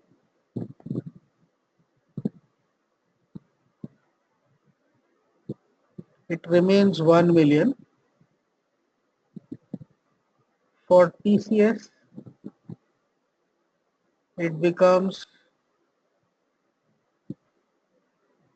1 million plus 10k. For Wipro it becomes 1 million plus 40k. Get it? If these figures are in front of you, your choice changes to Infi. And similarly, you can change these values. Suppose I change this value to 50k and this value to 75k. You find that Infosys comes at the bottom, TCS is there, and Wipro is still your choice. Wipro becomes 895, TCS becomes 960, and Infosys stays 1 million. Okay? So when this price differentiation in terms of monetary cost starts getting overcome by the other parameters is when your decision can change. Is now it getting more clear?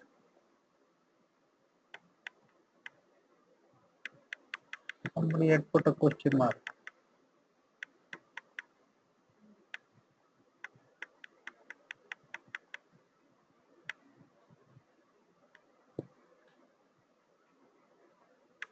Okay. So once more on the psychic part, what is the price you are willing to pay, or what is the discount that you want for your decision to change? So if you are deciding between Wipro and Infosys, and you say that unless Infosys is the lowest, I will not take it, which means that if Infosys had given a 201,000 discount, it would have become 799,000 and you would have gone for that. As we are talking of costs over here, the cost does not get added to Infosys, it gets added to Wipro. Okay. So if Infosys is, are you able to understand that now?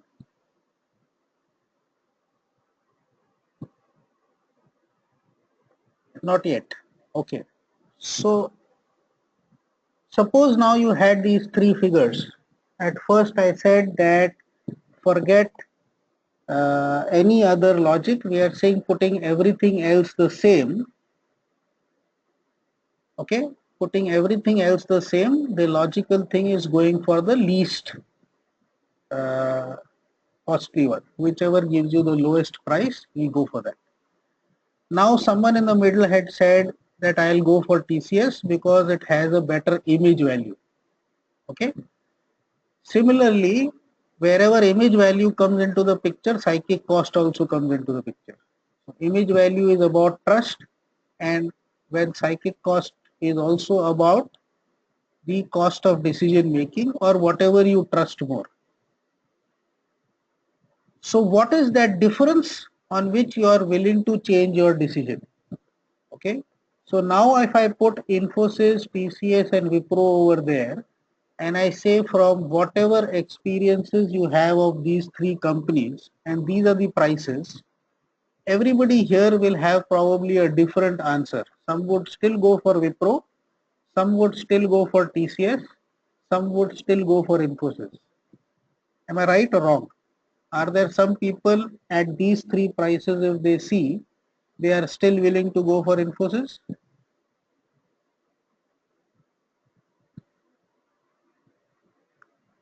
Yeah. So it means that even if Wipro gives a 200,000 discount to Infosys, it holds a psychic cost of that 200,000 and the decision is still in favor of Infosys. Okay? So what is that price at which that decision will change? Maybe someone who's going for Infosys, the decision may change in favor of Wipro if the price drops from 800,000 to 700,000, which means the psychic cost that Wipro holds will become 300,000. Is it now getting more clear?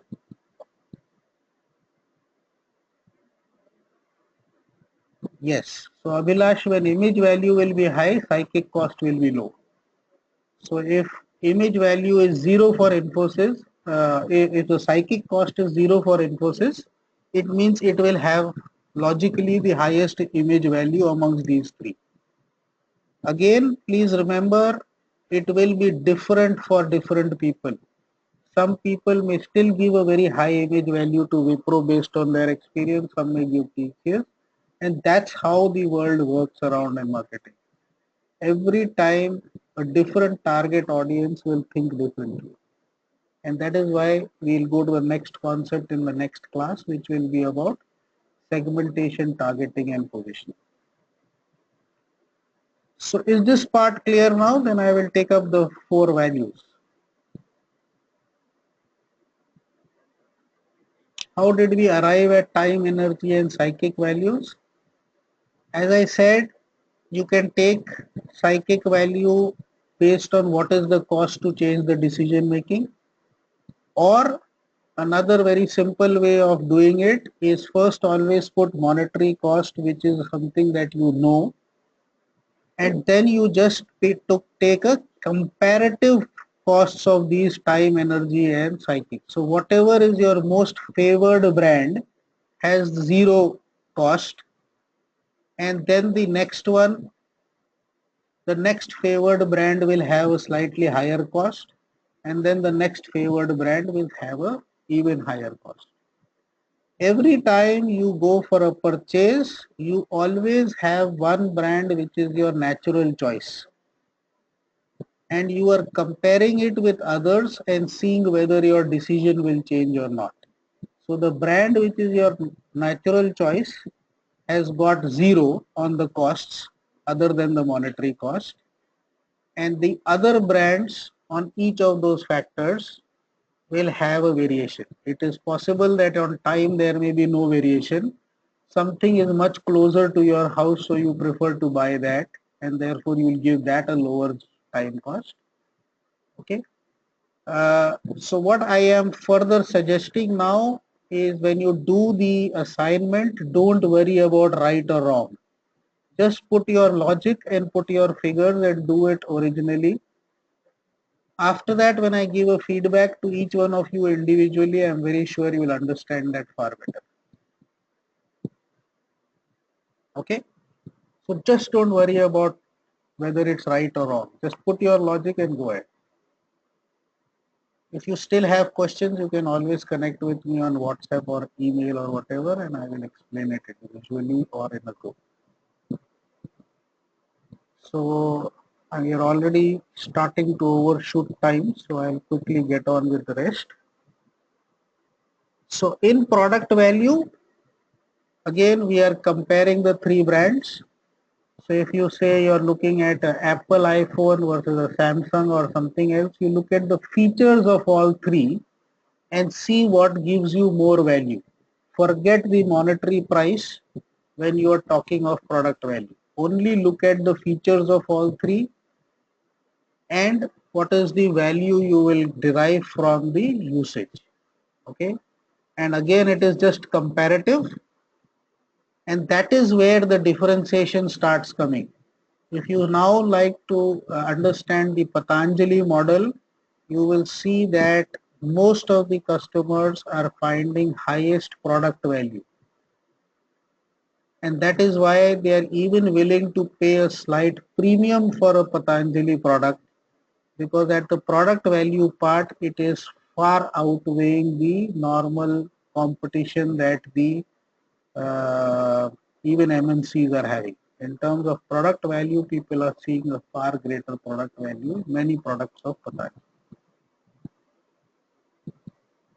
Okay. The next is services value. Services is not about service. We are talking of product, service, and solution at the same place. Services means after sales service. So if you see this cartoon here, you'll understand someone calling themselves a customer says they want something called service. So someone who has that kind of a belief on after sales service obviously is going to have a zero value there. In many products, after sales service may be irrelevant. So there will be no difference also many times in some factors between the products you are comparing. But if you look at something like even your software services, the after sales or the continuance becomes very important, and you will give a value over there. And that is how you will start explaining why many companies, even with higher monetary costs, score because their NCDV is higher. The belief that they or the actual after sales services that they have delivered has a lot of relevance over there in terms of. So what does after sales service basically do? It helps in pushing up the product value, because for a longer time you can use, the downtime is minimum. Okay. The third one that we have here is personnel value. And personnel means humans or people. The people value we can understand by what customer or call centers have nowadays, or CRM. Okay. And you will have many examples where the interaction with people of a certain organization is good enough to be able to charge a premium. Okay, so you will go probably to a Toyota showroom or a Honda showroom compared to a Maruti, and you might find far better service over there. Another example could be if you go to a Vodafone store or a Airtel store, you might get people talking to you far more uh, helpfully than you would find someone at a MTNL or a BSNL place. When you ever go to an electricity line, you are feeling very hassled. But if you had to go to a Tata or a Rajdhani service, or what Delhi now has some options to offer in terms of private, you will find that the personal value has changed. So it is relevant at places where how people interact is important, but otherwise it doesn't have too much of a value for a lot of products. So after sales service and personnel value, let me explain it again. If you look at a car, how well it is serviced, that is the after sales service. and how well you are treated as a customer by the people who are servicing over there, that is personal value. The two are completely different. It is possible that your car is serviced very well, but the people are quite rude to you, and you might just change your service center for that reason, that even if the servicing is a little lesser or not as good, I would prefer to go to a place where people interact with me as a customer better. Okay? And there are a lot of instances you will see where, because of rudeness or the way people behave over there with customers, they tend to lose business despite the fact that they are better on other parameters. So the way humans interact of a company with the customers is also important, and that's where all the training of people, all the customer relationship executives, and the complete CRM part of marketing comes into play. Okay. The final one is image value. In one of the examples that I gave here on the software services, when everyone was answering Wipro, I think Nikhil had answered TCS and had said that the reason he did that was image value. So image is about trust, and that is where the definition of brand comes. I'll try to finish in just 5 minutes, but this being a little important. How do you define a brand?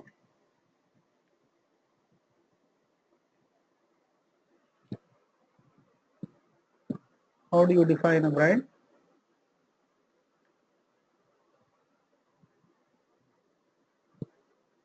Popularity, number of years. Okay, I'll put the question a little differently. How much effect does advertising have on building a brand?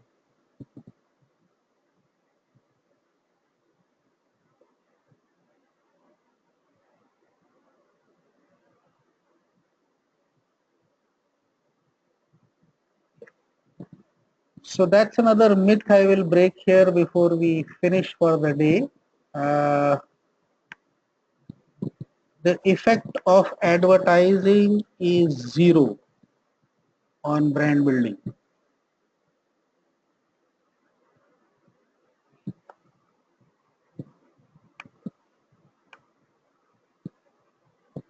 Advertising has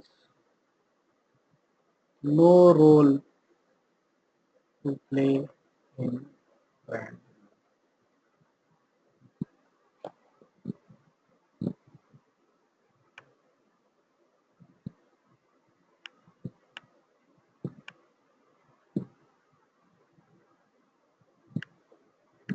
Advertising is only to create awareness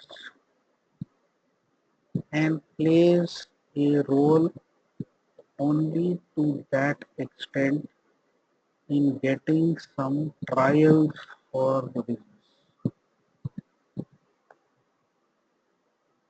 But it has no role on how the brand is built. The brand is only built on consistent customer experience over considerable period of time. So everything else is based on perception. The brand part is getting built on actual customer experience. When you have consistent customer experience over considerable period of time, and when this is something that gets expected from that product always, that is when you say you have a brand. And trust therefore gets built over a period of time, and therefore image value and psychic cost are two such intangible things on which much higher premium gets justified for a lot of products and services, because over period of years people have built that trust as well as reduce psychic cost. And I think you will understand that very simply now, that all these Flipkarts and all these, finally survivors are likely to be the Flipkarts and the Snapdeals rather than unknown e-commerce companies, because over a period of time there is already an image value and reduced psychic cost that is attached to these companies. So if you get something for 100 rupees on Flipkart, and if you get something for 90 rupees on an Z cart, then it's, I think 99 out of 100 people will go for Flipkart. So already over the next competitor or an unknown competitor where customer experiences are not clearly evident, a 10% variation in cost will still get you to buy from Flipkart. Okay. So that's how you apply this model. Your first assignment is about the NCDV model. You will first explain the 4 P's in a SAV context. Then you will apply NCDV to any product that you feel, and then you will also apply NCDV using a family member or a friend. The reason I want you to do the third part also is to see how a different customer from their own logic may end up with a completely different set of values and costs, and how decision making can change. Again, the only request is please do your assignments on time and send it, and I will give you individual feedback so you will understand it well. And once you understand one assignment and go on, it will be much easier to grasp every next concept that I pick up. And the next one we will do in the next class will be segmentation, targeting, and positioning. Any queries, you can always call, put on WhatsApp, you can put it on the email. If any of you takes an initiative to make a WhatsApp group, you can add my number there and I will also answer there. So we are 13 minutes over time. 2 more minutes to go. I have one question. If anybody has other questions, they can put it.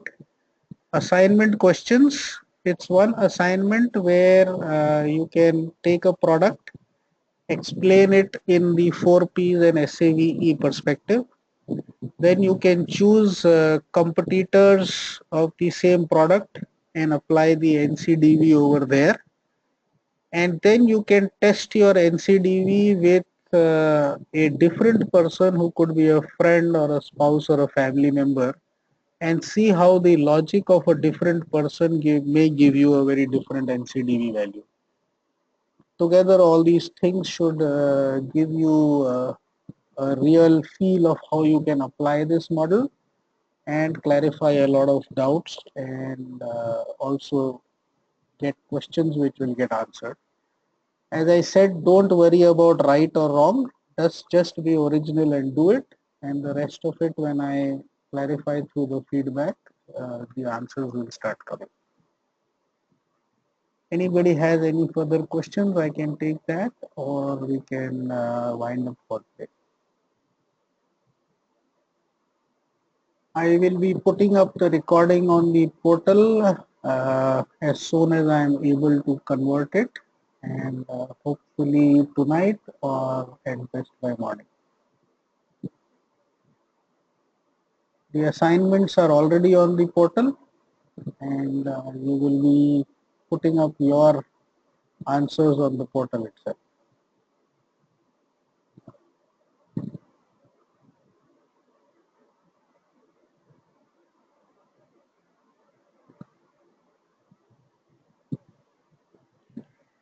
Okay.